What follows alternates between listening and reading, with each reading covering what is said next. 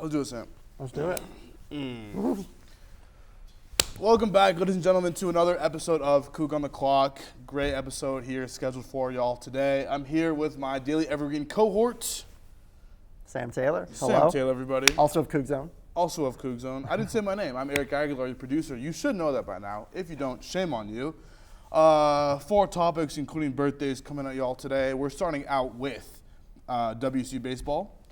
Then we're going on to Shohei Ohtani. Yes, I did say Shohei Ohtani. NBA playoffs as they start tomorrow. Currently recording this on Monday. And then the last topic, we have a little bit of a different one here. We're talking about WSU athletics attendance. We're here on the Palouse as students, and it's a culture talk here on the Palouse when it comes to our athletics. So we're going to hear what we have to say. Thanks for tuning in, and let's get into it.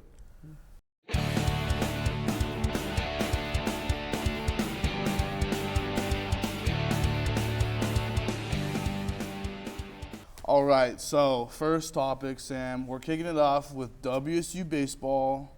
Obviously, we did start the season very hot. Our momentum has slowed down a tad bit. What more do you have to say about that? It's just been like a roller coaster of a season, but in like the worst of ways. In that like they'll do really great. Like obviously they beat Oregon State 2 out of 3 for the first time since like 2009. They've beaten them 2 out of 3, or like at least in Corvallis, and then they like lose to Oregon 2 out of 3, and then they sweep UCLA through the snowy weekend we had in Pullman. They're like a top 12 team, ranked number 12, right.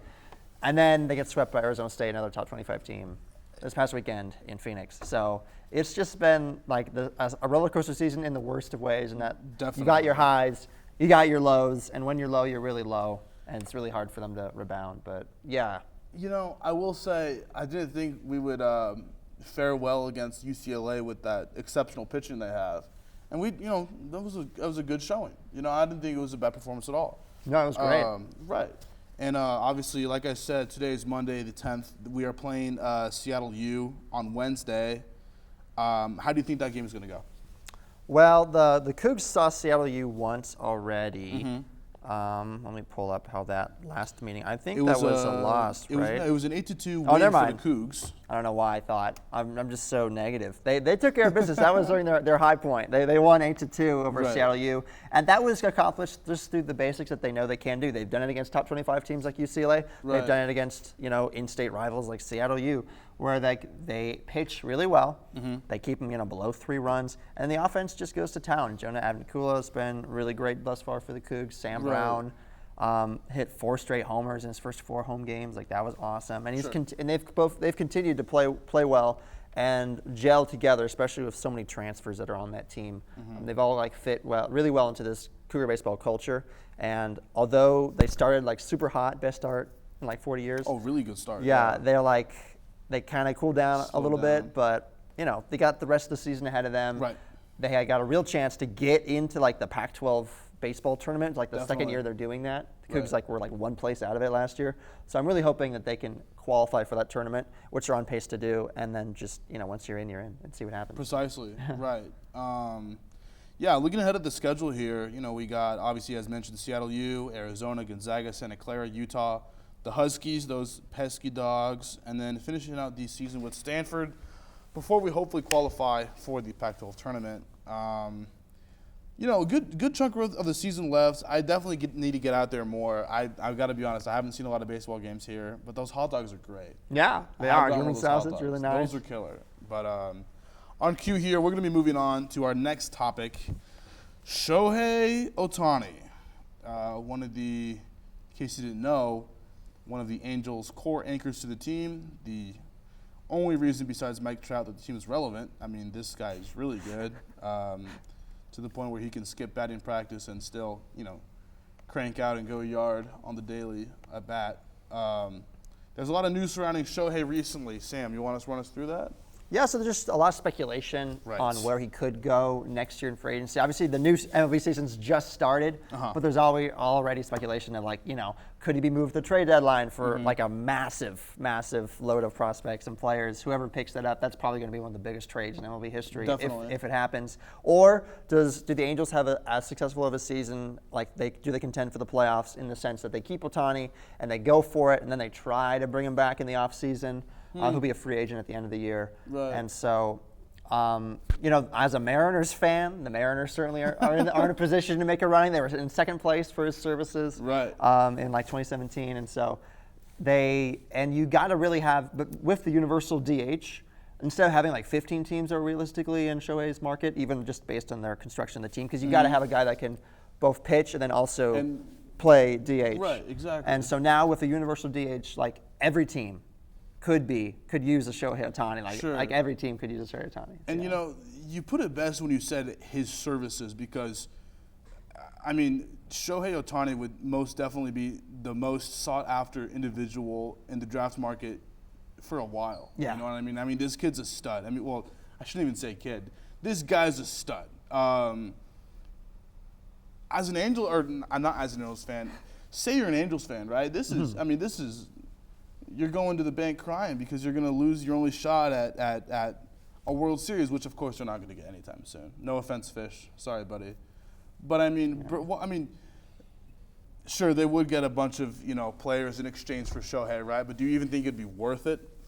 I think it really depends on where they are in July. In July. So okay. Obviously we all know the story of the Angels. They've got two of, honestly, probably at the end of the day, top 10 players in baseball history, right. Mike Trout and Shohei Ohtani. Right. But what are they going to do with the rest of their roster? Exactly. And they've seared that up a little bit. Like they've had a decent start, and they beat the Mariners 2 out of 3. But it's April. It's so early. It's early. And the Angels, if they can contend in the AL West, not even maybe for the division spot, but for the wild card, then good things could happen. And Ohtani could stay in Anaheim for the remainder of the season and maybe longer. Probably not longer, but we'll see. Right, exactly. All right, before we move on, go Padres. Okay, I had to get that one out. Go M's. You heard Sam. Go M's, go Padres. Next topic here. This is really excited for this one. NBA playoffs are starting tomorrow. We're filming this on Wednesday. The bracket has been released, including the play-in tournament, right? Yeah. And in case you guys didn't know, I do write for the Daily Evergreen. And I've been highlighting NBA weekly. I've been looking forward to this for so long, and playoffs are finally here. I don't even know where to begin. I don't know where to start. Well, let me start. Go for it. Oh, go ahead. What were we gonna? Let me start by saying this: the Milwaukee Bucks are going to win the whole thing, and it doesn't even matter who's playing out of the West. The Bucks are going to win it. Period. Okay. That's it. Hot take? Not really. This team's insane. Yeah. Well, I can tell you who's not going to win it. Who's not going to win it? Oklahoma State Thunder. That's kind of obvious. Right. But, especially here in the Pacific Northwest, we hate the Thunder because Oklahoma State stole the Sonics from us. So, Sonics. Boo Thunder. You stand no chance against New Orleans. You might as well pack your bags right now. Your season is over. You heard it here first. Yeah. So, but back to the real playoff. Right. To the rest of the playoffs. Right. I like this sounds, like cliche, overblown, whatever, but I like the Warriors' chances. That's not even overblown. It's not overblown at all. Because it's really not. They're one of the reigning champions. They got basically the same roster, and they are that North Cal first round matchup with Sacramento Kings. I'm happy for Sacktown. Right. 9-1-6 baby, made the playoffs for the first time in 17 years. That's awesome.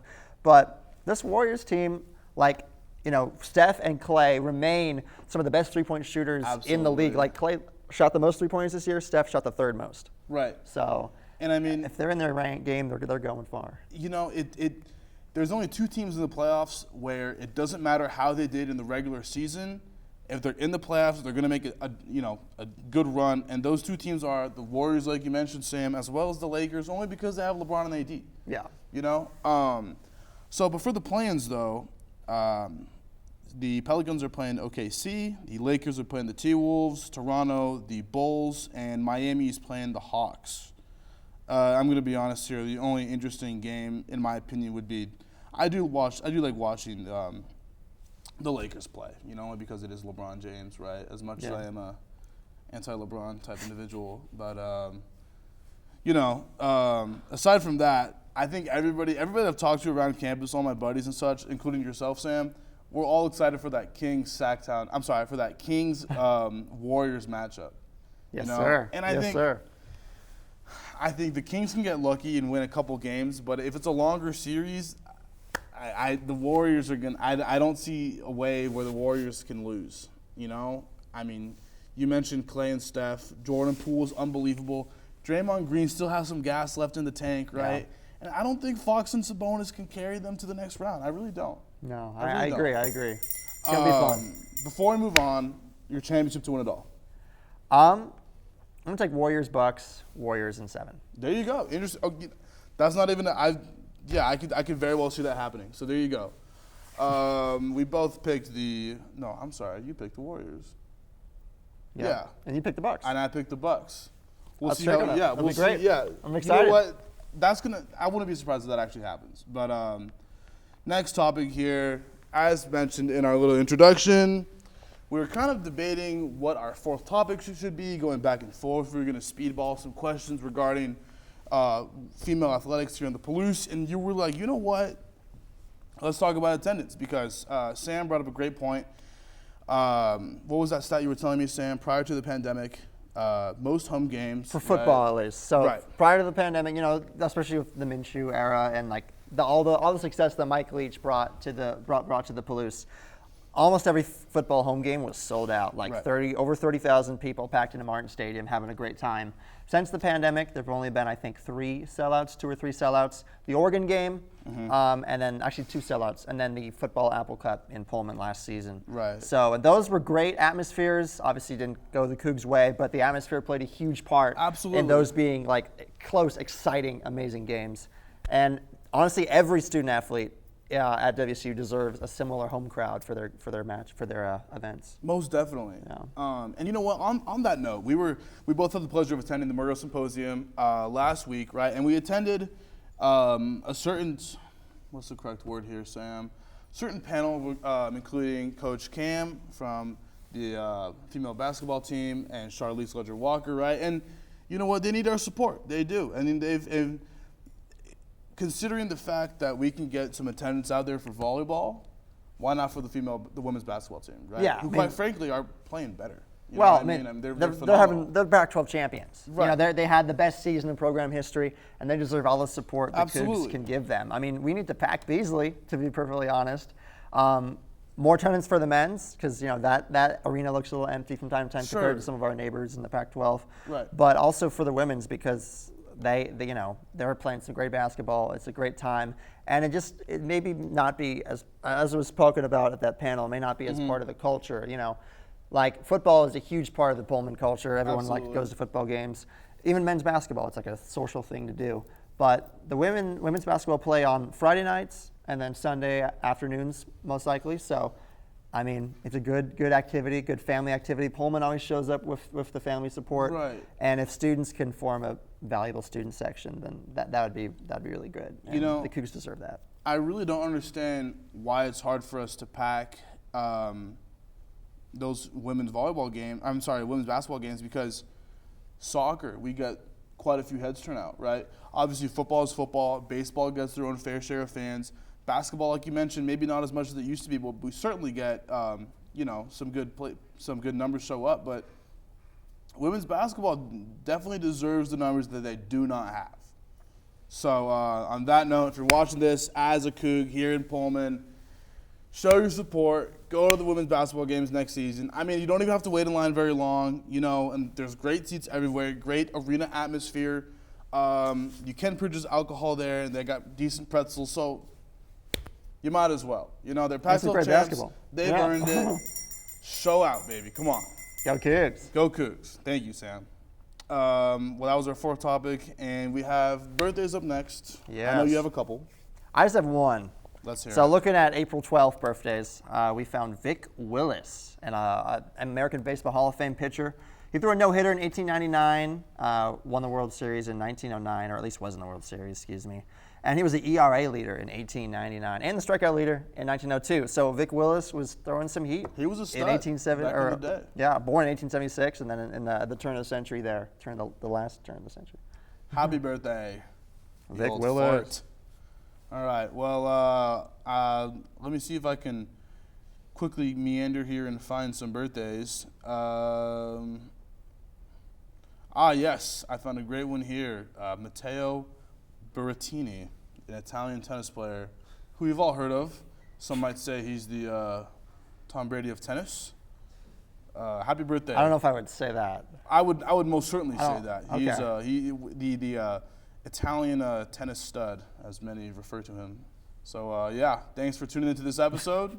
Happy birthday, Matteo. You're my favorite athlete in the whole planet. Be sure to get our social medias. I forgot the handles, but they're all going to pop up on screen right now. So you can go ahead and click the links and follow all of our socials. Buy some merch in the merch shop. Thanks for tuning in. Go Cougs. Go Cougs.